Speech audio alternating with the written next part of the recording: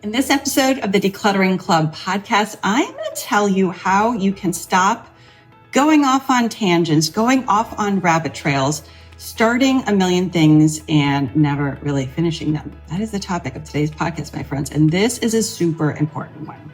Are you ready? Let's go. You are listening to the Decluttering Club podcast. I'm your host, Sarah Mueller, and it's my mission to equip women to declutter their homes, their time, and their lives so that they have energy for what matters most. Okay, so in today's episode, in episode number 69, I want to talk about something that I see happening everywhere, pretty much on the internet these days and in the world. And what it looks like is this. Have you ever said to yourself, oh, I need to feed the cat? So you go to feed the cat and then you realize, oh, the laundry needs to be switched. You want to put the laundry from the washing machine into the dryer, but there's also laundry in the dryer. So you think, oh, I got to take the laundry out of the dryer, but there's nowhere to put it. So you kind of dump it on the floor. You switch the laundry, you walk away, you go, and then you remember, oh, I also need to make that phone call. And then on and on and on. And you have started 20 things. You have finished maybe one or two, and you've got a great big mess. That's what I call a rabbit trail. You're just going from one thing to the next, and you keep starting new things.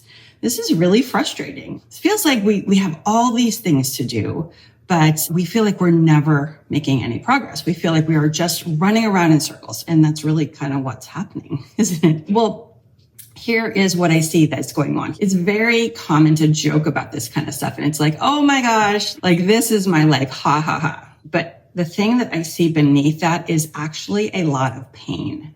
It is very painful to go about your day feeling like you have not gotten anything done. And it may be the truth that you haven't gotten anything done because you keep starting things and you can't finish them. We think, I just need to focus. I just need to power through. And I'm so distracted and that's my problem. That is not the problem. This is super interesting. Focus, yes, focus is good. Absolutely. We want you to be focused, but focus is not the answer here. Because even if you are very focused, you're still not going to be finishing these things. So I have an alternate idea for you that I want to offer. When we are starting new things, when you realize I have to take the laundry out of the dryer before I can put the wet laundry into the dryer, we feel like we are being efficient. And we think, oh, well, it makes sense for me to do this next thing because I'm right here, right now, or I notice it. So I should just do this really quick. We have an obsession with being efficient. This is also why, tell me if you can relate to this. This is why we try to carry in way too many groceries in from the car at one time. We're like, I don't want to make an extra trip. Time is super precious. It makes sense that we're going to want to make the best use of it and we're going to want to be efficient. Well, what happens when you bring in like 2 loads of groceries at the same time instead of the one that you can reasonably carry?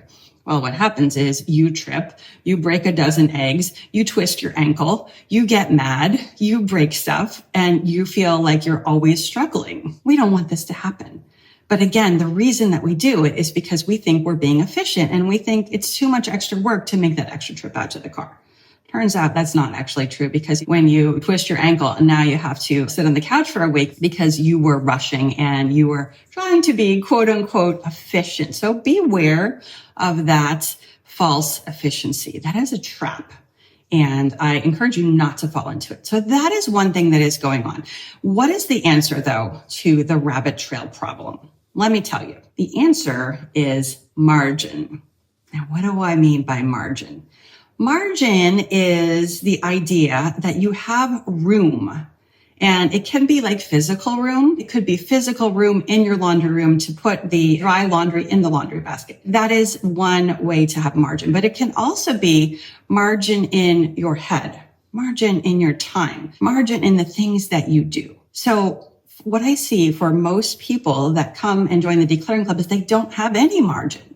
In fact, they have the opposite of margin. They have decided to pack their lives, their homes, their spaces, their thoughts. They have packed these things so tightly, so full that there's no wiggle room. There's no room to put the dry laundry down for a minute while you put the wet laundry away in the dryer and then fold the dry laundry. There's nowhere to do that. There's no time in your schedule to be able to finish the one thing because we're so busy. We're so rushing around. And so that is what I see going on. We are packing our lives full because we think more stuff, more things in our lives, that is a better life. Turns out that is not true. Turns out that is the opposite. And the more stuff we try to pack in, the more stressed we feel, the more rushed we feel. And then we wonder why we're so unhappy. It's a shocker, isn't it?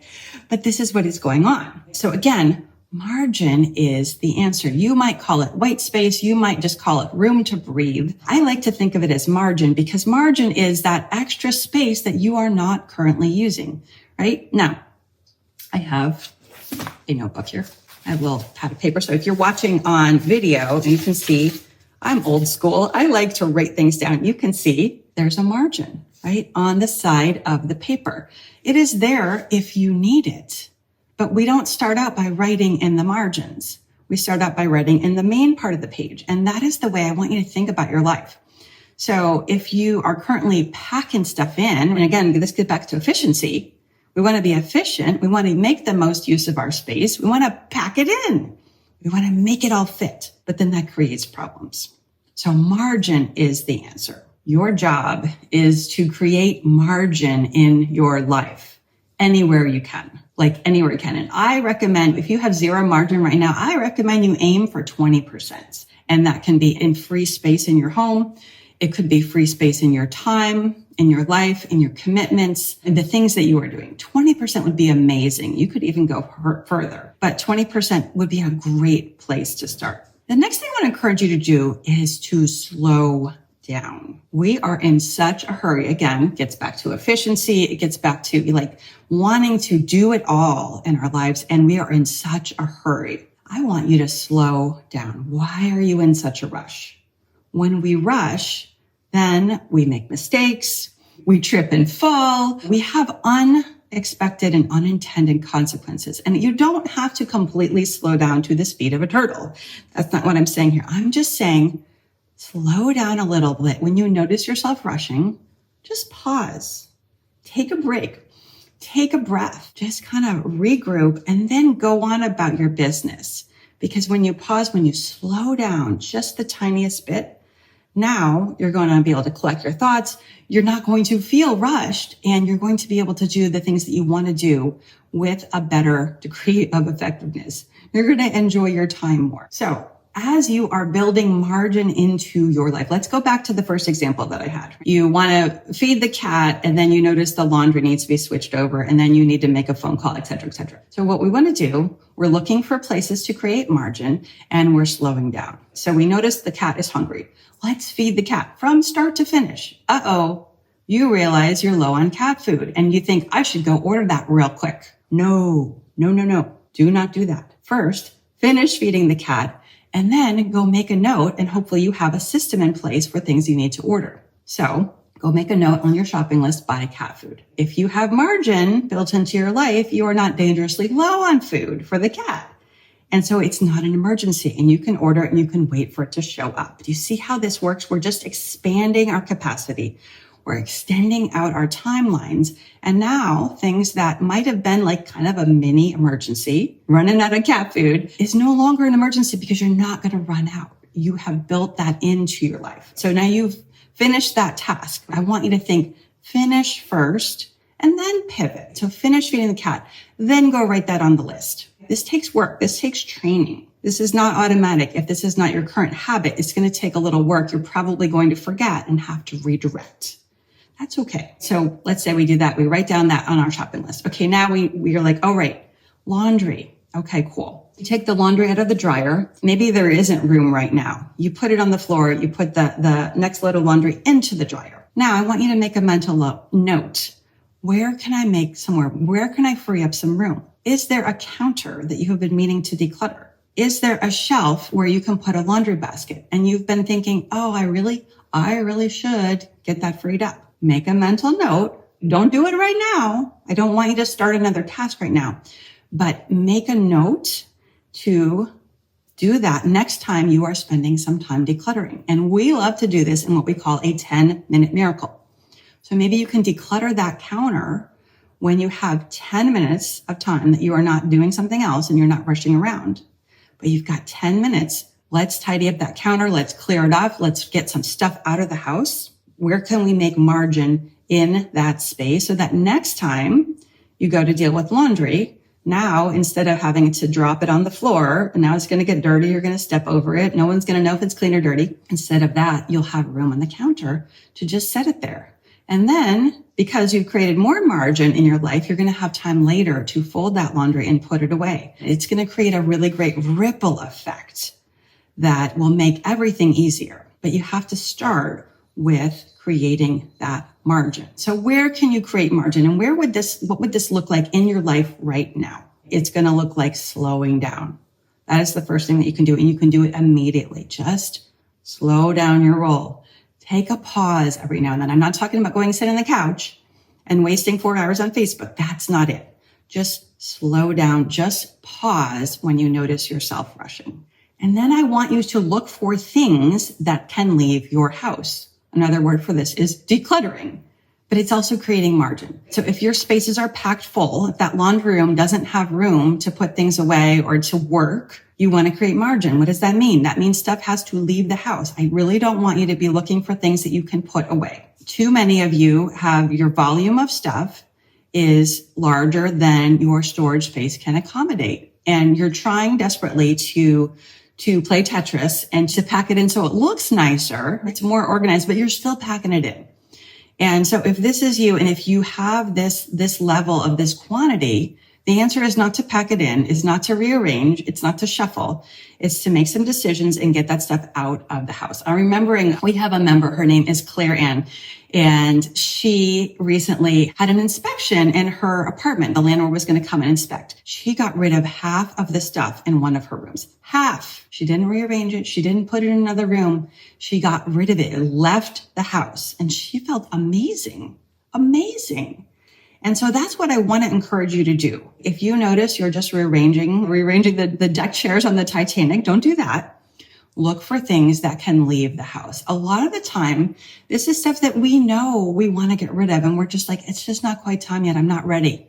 I don't want to make those decisions.